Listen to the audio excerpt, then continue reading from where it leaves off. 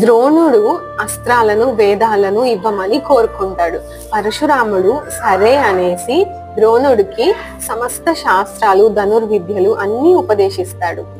తరువాత ద్రోణుడికి తన స్నేహితుడు ద్రుపదుడు గుర్తుకొస్తాడు.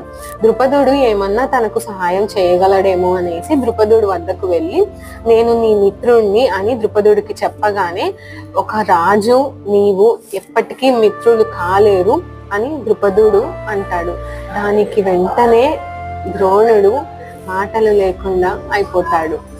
ద్రోణాచార్యుడు చాలా బాధపడతాడు. తన చిన్ననాటి స్నేహితుడు తనని ఇలా ఎలా అనగలడు అనేసి చాలా ఫీల్ అవుతాడు. ఎవ్వరూ ఇప్పటి వరకు తనని అలా అవమానించిందే లేదు అని చాలా బాధపడతాడు.